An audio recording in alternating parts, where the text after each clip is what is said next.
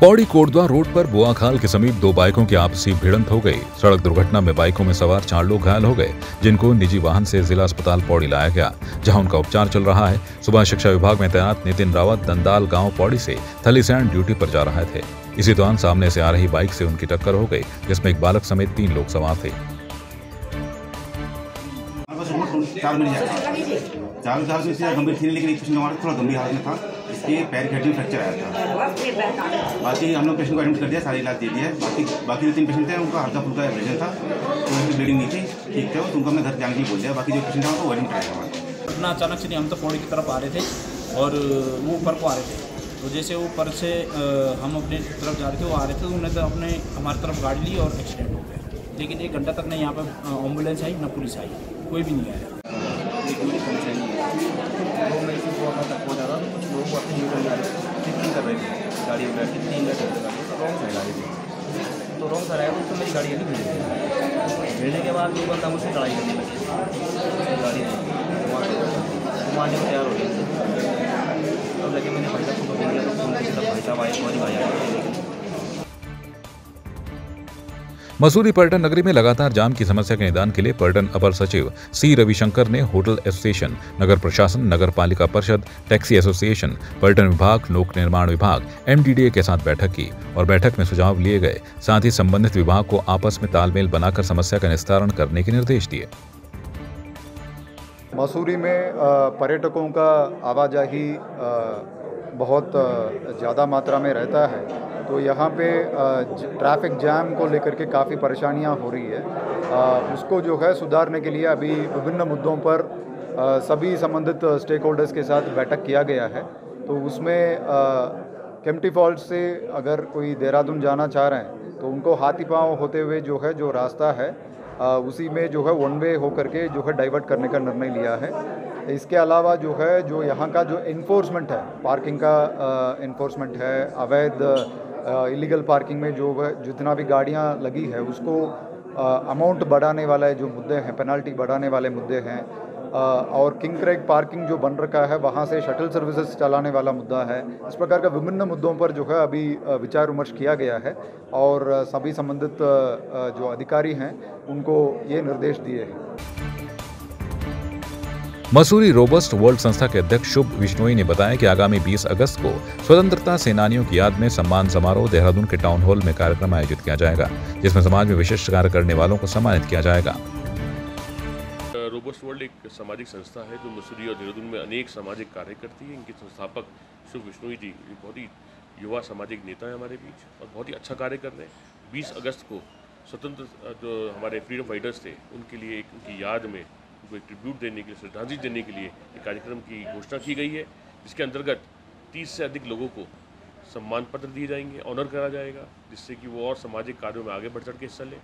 इसी कड़ी में आज मसूरी से 11 नामों की सूची जारी की गई है। जैसे आप सभी को पता है कि हम 20 अगस्त को ऑनरी अवार्ड सेरेमनी हर साल करते हैं, तो in the memory of our freedom fighters इस बार हमने सोचा कि लोगों के नामों की घोषणा करें। तो सबसे पहली बार आज रोबस्ट वर्ल्ड ने श्री रजत अग्रवाल जी के साथ, जो व्यापार संघ के अध्यक्ष हैं मसूरी में, इनके माध्यम से आज अनाउंसमेंट कराए हैं। जितने भी नाम थे आज हमने 11 नामों की घोषणा कराई है। तो ये कार्यक्रम देहरादून के टाउन हॉल में 20 अगस्त को किया जाएगा और जितनी भी बाकी सारी डिटेल्स है आपको हमारे सोशल मीडिया हैंडल्स और बाकी जगह पे मिलेगी। मैं आप सभी को ये भी कहना चाहूँगा कि अगर आप अभी भी किसी को जानते हैं जिन्होंने समाज के लिए अपनी किसी भी फील्ड ऑफ इंटरेस्ट में कोई अच्छा कार्य किया है, तो अभी भी आप हमारी नॉमिनेशंस फॉर्म्स को भर सकते हैं, जिसकी डिटेल्स और लिंक आपको हमारी सोशल मीडिया प्लेटफॉर्म्स और बाकी जगह पे मिल जाएगा। शिपनकोट से बेघर लोगों ने पालिका प्रांगण में पहुंचकर हंस फाउंडेशन की ओर से बनाई जा रही आवासीय कॉलोनी के शीघ्र निर्माण की मांग की और पालिका के कार्यालय अधीक्षक से भेंट कर पूरी जानकारी हासिल की, जिस पर नगर पालिका के कार्यालय अधीक्षक ने बेघर लोगों से वार्ता की और नगर पालिका बोर्ड प्रस्ताव की कॉपी और अन्य प्रस्तावों से शिपनकोट से बेघर लोगों को अवगत कराया। साथ ही बताया कि बहुत जल्द IDH बिल्डिंग में हंस फाउंडेशन के आवासों का निर्माण शुरू कर दिया जाएगा। तो मैं नगर पालिका का धन्यवाद करूंगा, पूरी बोर्ड का धन्यवाद करूंगा और जितने भी कर्मचारी हैं उनका भी धन्यवाद करूंगा कि जो उन्होंने जो है यहाँ से जो 19 तारीख को जो यहाँ पे प्रस्ताव पास हुआ था वो माता मंगला जी को भेज दिया उन्होंने। और जो हमारा लोगों में एक वो था कि यार ये प्रस्ताव आगे गया कि नहीं गया, आज उन्होंने हमें एक कॉपी भी दे दी है उसकी। अब जो है हमें बहुत खुशी हुई है, बहुत अच्छा लग रहा है, क्योंकि ये जो 3 साल से जो हम ये धरना प्रदर्शन कर रहे थे, जो हमारे लोगों की एक वो थे कि यार ये आगे कार्य हो रहा है कि नहीं हो रहा है, तो आज हम सब लोगों को ये महसूस हो गया कि ये जो है कार्य होगा।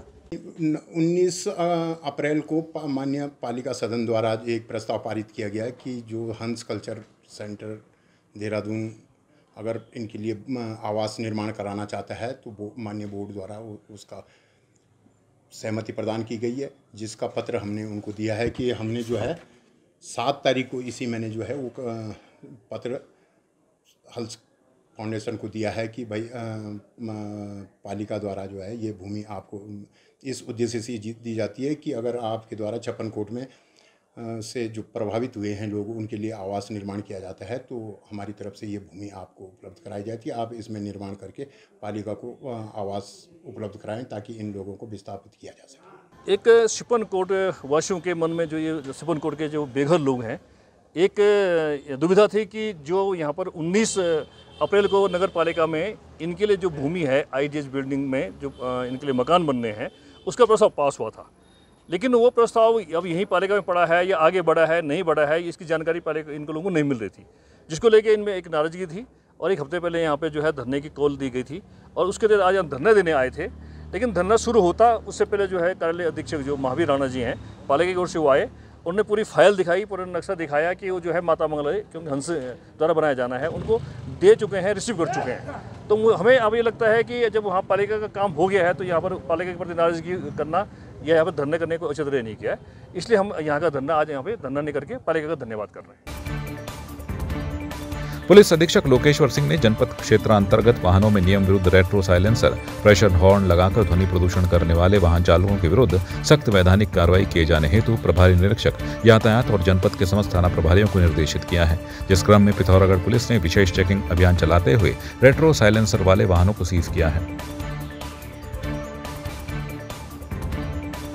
उत्तरकाशी के पुरोला में हुई घटना के बाद वहां रहने वाले जातीय समुदाय के लोगों को टारगेट करने को लेकर कांग्रेस के नेताओं ने कड़ी प्रतिक्रिया व्यक्त की है। हल्द्वानी पहुंचे कांग्रेस के दिग्गजों ने इस सब का जिम्मेदार बीजेपी को ठहराते हुए बीजेपी पर तीखा हमला किया है। पूर्व मुख्यमंत्री हरीश रावत ने धामी सरकार पर तंज कसते हुए नजर आए। उन्होंने कहा कि राजनीतिक दलों के रूप में हम सब का कर्तव्य है कि हम शांति और सौहार्द को आगे बढ़ाएं।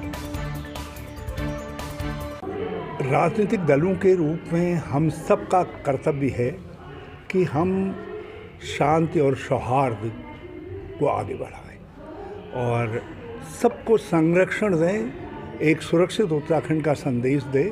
ये सरकार का दायित्व है और सरकार का ये भी दायित्व है कि यदि कुछ लोग कानून का उल्लंघन कर रहे हैं, कुछ लोग सामाजिक व्यवस्थाओं को, परंपराओं को तोड़ रहे हैं, तो उन लोगों के खिलाफ कार्रवाई की जा सके, लेकिन निर्दोष पीड़ित न हो और दोषी बचे नहीं। यही एक अच्छी सरकार का कर्तव्य है और मैं उम्मीद करता हूं कि मुख्यमंत्री एक अच्छी सरकार और एक अच्छे मुख्यमंत्री के तौर पर काम करेंगे। ये क्या है कि मुख्यमंत्री जो है जैसे चुनाव के समय में कोई नारा लगाता है, आजकल जिहाद जिहाद जिहाद जिहाद। अरे लड़ाई करनी है, संघर्ष करना है, गरीबी के खिलाफ करो, पिछड़ेपन के खिलाफ करो, गाँवों से जो पलायन हो रहा है उसके खिलाफ करो, बेरोजगारी के खिलाफ करो, अशिक्षा कुपोषण के खिलाफ करो, महिलाओं पर अत्याचार बढ़ रहे उनके खिलाफ करो, विकास ठप पड़ा हुआ है, सड़कें बेहाल हो गई हैं, उन चीज़ों को सुधारने के लिए करो। भ्रष्टाचार शिष्टाचार बनना है राज्य के अंदर, उसके खिलाफ लड़ाई लड़ो। लेकिन ये सब चीज़ें शासन को दिखाई नहीं दे रही हैं। ये कहाँ से हम जब देश का कानून है, यदि कोई लोग कानून को तोड़ करके सामाजिक समरसता को तोड़ रहे हैं, उनके खिलाफ कठोर कार्रवाई करिए, हम साथ हैं। अतिक्रमण परिभाषित होना चाहिए, क्योंकि हमारे जैसे राज्य के अंदर अतिक्रमण को परिभाषित किया जाना बहुत आवश्यक है। चुनाव, लोकसभा चुनाव हो चाहे कोई चुनाव हो, भारतीय जनता पार्टी इस तरह का समाज को बांटने की कोशिश करती है। हम किसी के पक्ष में नहीं हैं। अगर कोई गलत है और उनकी कार्यप्रणाली ठीक नहीं है, किसी समाज के हों, किसी धर्म के हों, हम ऐसे लोगों का समर्थन बिल्कुल नहीं करेंगे। लेकिन यह प्रदेश उसकी सज़ा, एक व्यक्ति की सज़ा पूरी कौम को नहीं दी जा सकती है। यह प्रदेश, यह देश सर्वधर्म समभाव का प्रतीक है, कौमी एकता का प्रतीक है।